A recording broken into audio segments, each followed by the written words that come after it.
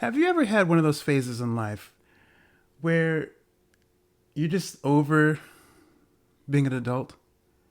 You're done with all the trappings of adulthood, all the commitments, all the time constraints, work, paying bills, just getting older in general, your loss of freedom and general carefree energy and carefree nature. Maybe you haven't had that. Maybe you haven't experienced that. Personally, that's where I've been on and off lately. Certainly, as a kid, you see adults doing things that you want to do and you wish that you could be an adult. You can't grow up fast enough. That was never my experience, but I've seen things as a kid that I could see. Oh, if I was a grown up, I think I might appreciate that. But I was always one to try to stay a kid as long as possible. Couldn't stand growing up. Couldn't stand leaving, transitioning. Really, change is hard. It's hard for me. It's one of the things that led me to watch the movie that I'm going to be talking about in this particular video. Part of growing up is growing older, and changing is consistently a part of that. Loss is a part of that. Grief is a part of that. So death is something that you experience as you get older. You lose friends, you lose parents, loved ones, and it can be hard to navigate through that. We just lost Bob Newhart recently, and I was a fan of Bob Newhart. Weird, I know it's weird. I'd mentioned in a previous video, and I was a pretty weird kid. So I loved Mary Tyler Moore. I had a huge crush on Mary Tyler Moore. I loved Green Acres, obviously, for Eva Gabor, who will be mentioned in this video. I watched a lot of shows like that. I watched WKRP in Cincinnati, Cheers, Dobie Gillis, My Three Sons, a whole slew of Donna Reed, all these old shows. If you grew up in the 90s, sometimes you watched Nick at Night, and some of these shows came on. Going back to Bob Newhart, that was one piece of the genesis of what made me watch this movie. And that movie is, of course, The Rescuers. Let's talk about it.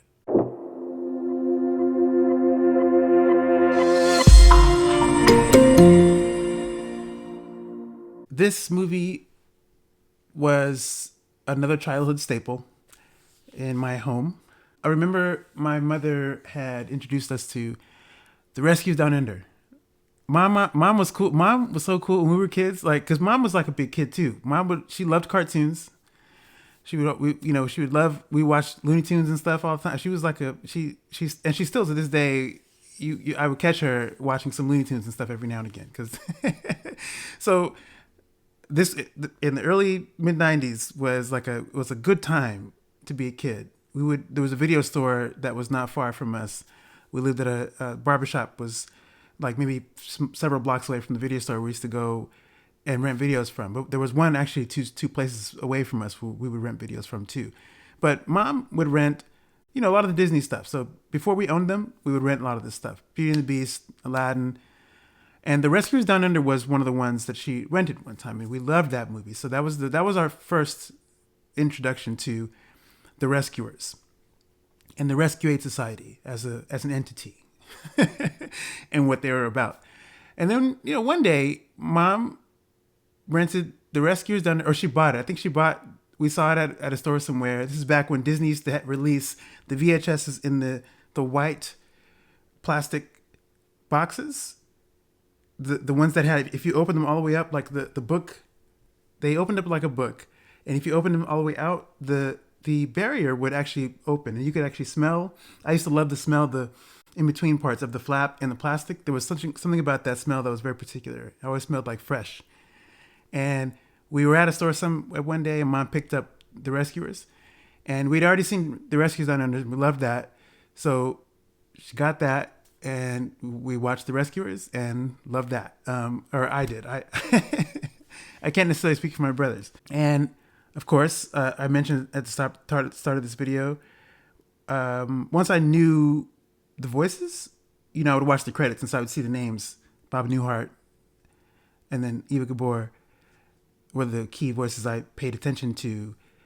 And I put together, even at that age, like 7 or 8, between 8 and 10, 9 and 10, or whatever, something like that, around that time, that these were the same people who I'd seen on the Bob Newhart show and Green Acres and all, and they would make guest appearances on these other things. So I was a fan, and I had already loved Eva Gabor because I was, I had a crush on her too. So, and then naturally that extended to having a crush on Miss Bianca.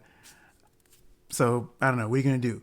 I loved them, and I loved those movies, and wasn't sure how I was going to feel about it when I first watched it. But going back to this idea of being an adult, it's been bumpy past few weeks, and I just needed something I needed to go back to being a kid for a minute. And I put on The Rescuers one night, and man, it was hard to watch. And at the same time, it was comforting. It was hard to watch because immediately I found myself in two places. I remember where I was sitting, where I would sit as a kid to watch this movie. And I'm in my adult body also experiencing the movie. So it's a weird position to where it's not that uncommon for me anyway, watching movies that I grew up watching as a kid. But for certain movies, the feeling can be very odd because sometimes it can feel very potent where you're existing in two realities. You're your kid self still in your body because that person doesn't really go anywhere. And then also, but you're in this big body, this grown-up body, watching the same thing. Now, the thing you watched didn't change. It's the same thing, all the same beats, all that stuff. But you did. You grew up, you had life experiences, you had all these other things that come out differently when you watch the movie. And I think that's why it was odd too, because watching it now, knowing Bob Newhart is gone, and obviously Eva Gabor had passed away, a while ago. So, but that also had its own resonance. That it was like to know that like they're both gone, and the voices of these characters, Bernard and Bianca, are gone. There will never be another. You can't do another movie with them older. You can't. You just you could just recast the voice, but there's something so particular about the voice acting, and something particular that each actor gives to Bernard and Bianca that's you can't quantify that.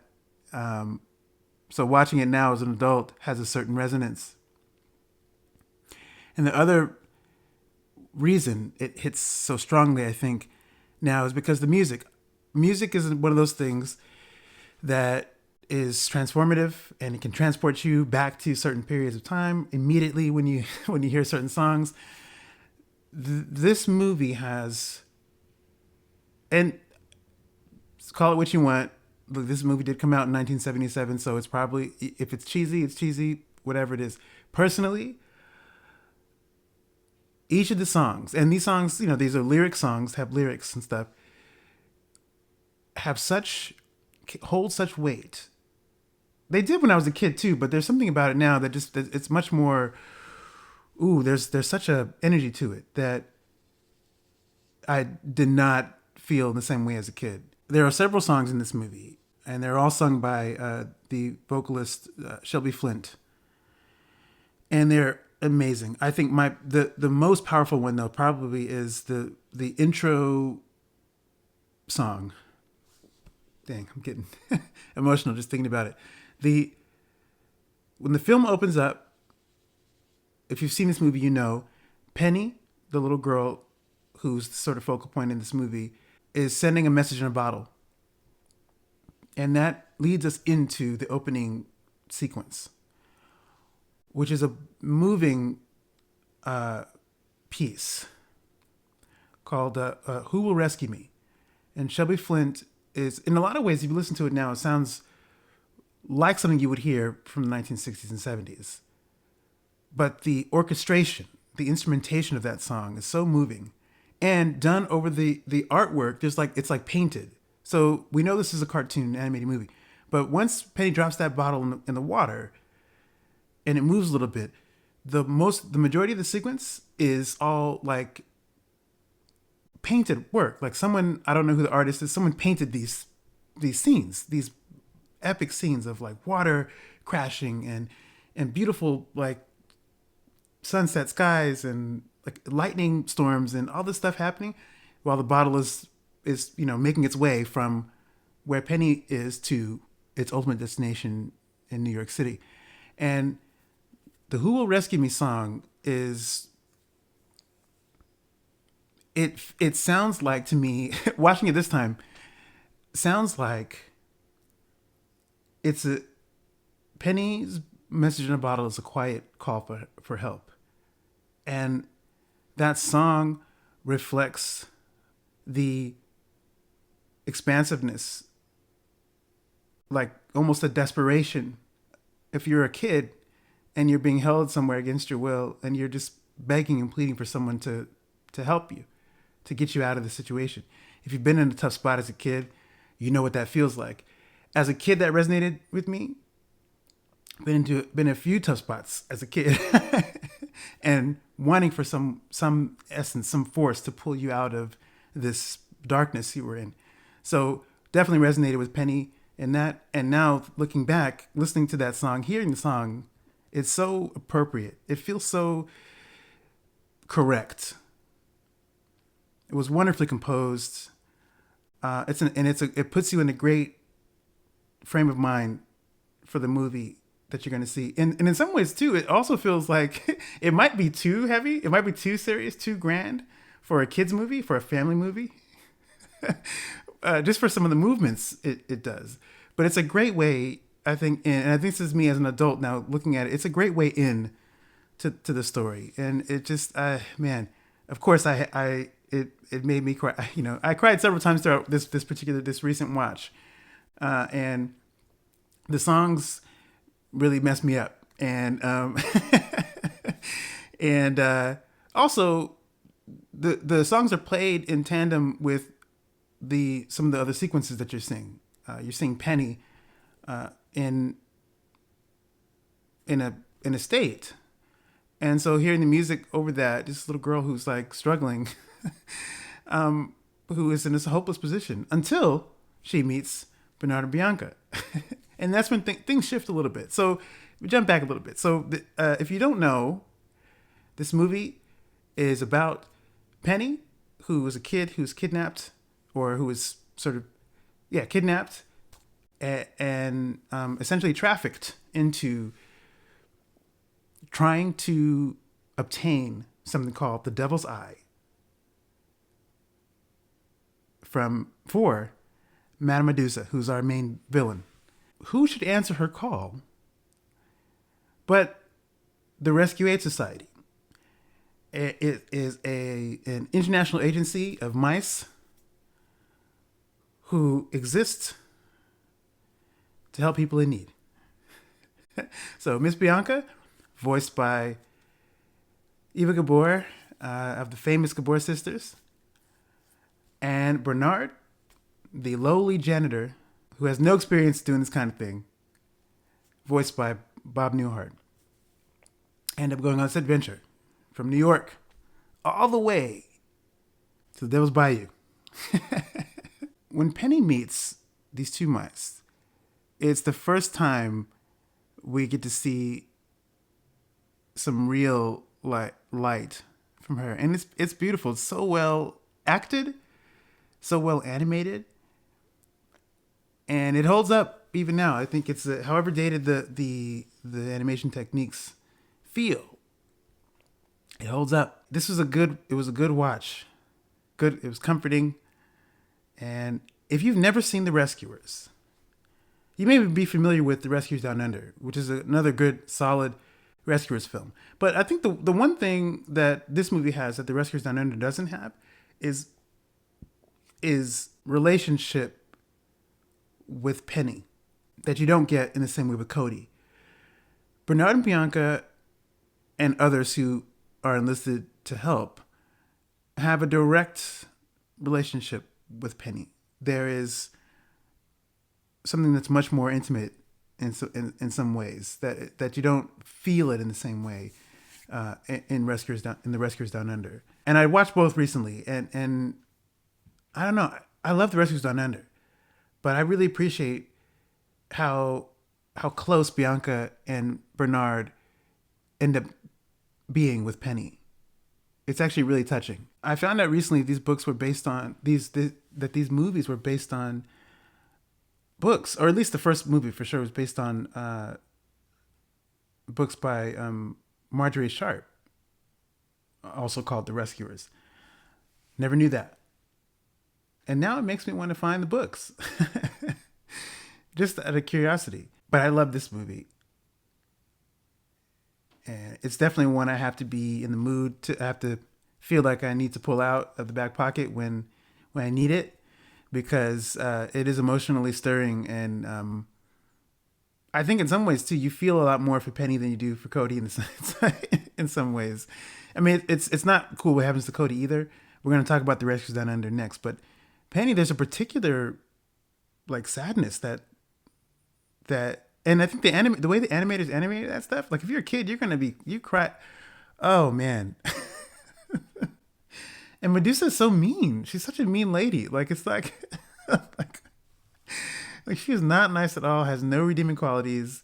You can't even say, oh well, I understand why. There's nothing about her in this, at least from what we see, that makes you feel any like sympathy for her or anything like that. Snoops is whack too. Like he's a tool. Like he's being used. He's just like whatever. Like but you feel something for Brutus and Nero because they're the two crocodile or alligator pets that Medusa has. My favorite scene with them, though, obviously, I feel like if you're a fan of this movie, you know what I'm going to say. There's a great scene where Brutus and Nero recognize that there are two mice on the premises and they need to handle it. At this particular point in time, Medusa, Snoops are out of the room, but Brutus and Nero having to chase the mice down, and that ends in this lovely sequence where there's an organ there, or yeah, it's a large sort of cathedral type organ that's in this room, and they're trying to do what they can to get Bernard and Bianca out of the pipes, and it's a fun sequence, and it turns into this great musical number that I've always, as a kid, I've always loved that. I can remember the music, and it's just a great fun sequence. Do they get Medusa at the end? Because they're in a situation where it's comfortable for them, so we don't know what's up. We don't know what happens. That's the one thing about these Disney movies. A lot of them, some of the villains, they end up in particularly precarious situations and not so nice endings. I think you can infer, dang, Medusa probably got jacked up. But if she didn't, she could only hold on for her spot so long. So one of the other things, lastly, that I wanted to say, I loved Bernard as a kid. I felt a kinship with him. You know, if you've seen enough of these videos, you know, maybe you might see the connection. There's something really about him he's just a shy guy who ends up being forced in a position where he has to be brave. And I think there's something endlessly captivating about that. So just something to think about, something that I'd leave you with. I'm rambling on and on about this movie now. I just enjoyed it so much. This is one, it's an old one, but it's good. If you care about a good story, I think give this one a shot. If you hadn't seen it in a while, you might watch it because it's darn good, and the songs are good, and it's loaded with feeling.